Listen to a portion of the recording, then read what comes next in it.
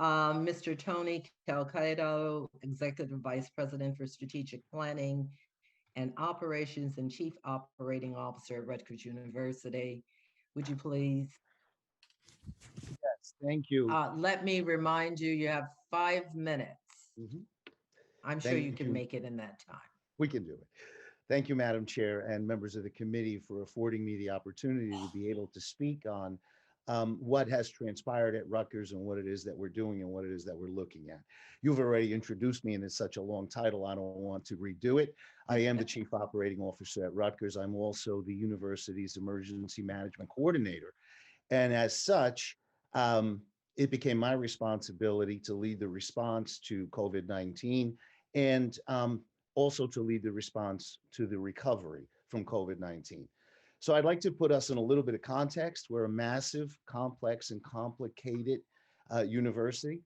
Some think of Rutgers as an isolated campus, be it Newark, New Brunswick, or Camden.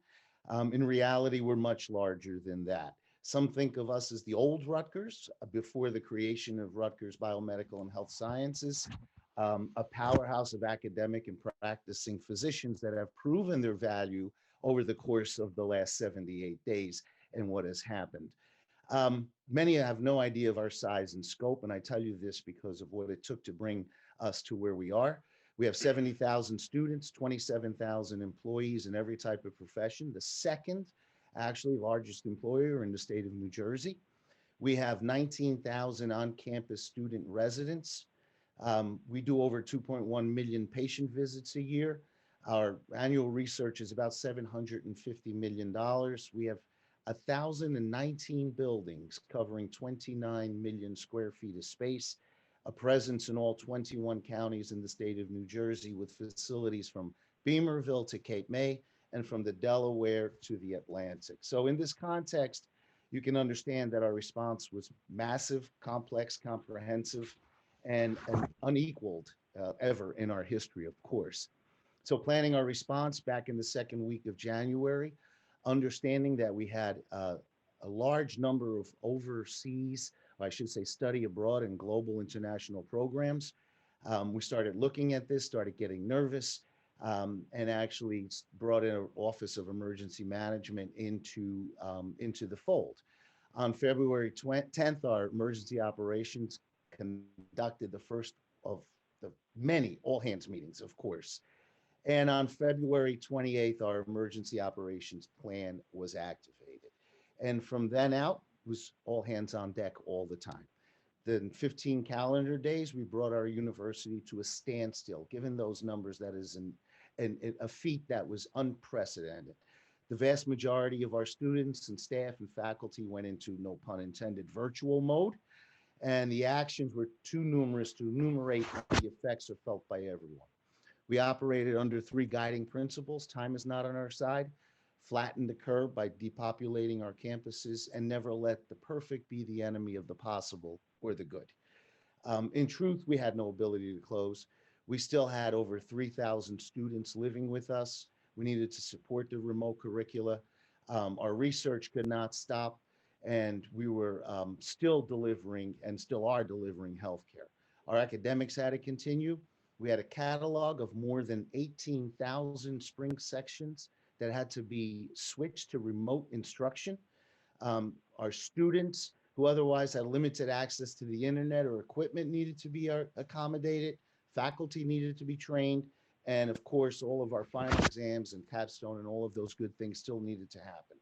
Our clinicians in New Brunswick, Camden, and Newark all went into 24-hour pandemic mode. Our vacated housing was transformed into medical housing for frontline medical workers. Our elective and non-emergency surgery came to a halt. And of course, as I indicated, our research had to continue, and it's more than just a game-changing saliva test. So that captured the news for quite some time. So this has been costly in every sense. Every sense, our state appropriation, with the exception of the important health and medical lines, has been frozen at 50% for the final 4 months, totaling about $48 million. We anticipate a cumulative loss this year of well over $100 million. Two items alone refunding nearly $50 million to students for dining and housing and parking charges and all those things. And our clinical revenues in this quarter alone are down by $30 million. Looking out over 21, we again anticipate a loss of better than $100 million. The top level view are continued clinical care losses. As you know, people are not running back to clinics Mhm. and doctors. The in-state and out-of-state mix of students will affect our tuition, and of course, our international community. Our international students will have issues in just coming back to America, visa issues, as we know, in the bigger picture, the things that are happening. We have a complete loss of all of our summer program revenues, and we have big anticipated housing and dining losses for minimally the fall semester as we move forward. So our focus now, of course, is on planning for the academic year, the new academic year. Both President Barchi and incoming President Jonathan Holloway have been working with all of us as we collectively look to move forward. At both are committed to presenting a budget to our board that freezes tuition. And at this point, we're trying to understand what the new normal looks like. It's entirely speculative, but we understand that it will never look the same. And I think all of us need to understand it will not return to January of 2020.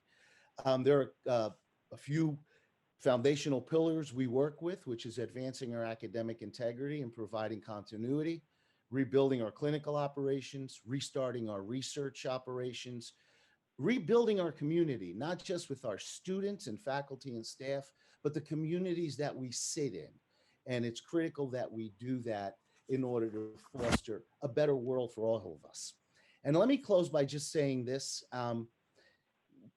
We had two particularly dark days. One was the day that we had to cancel our commencement, which we will Mhm. have virtually on the 31st because Mhm. of the diversity of our student body and how many are first timers.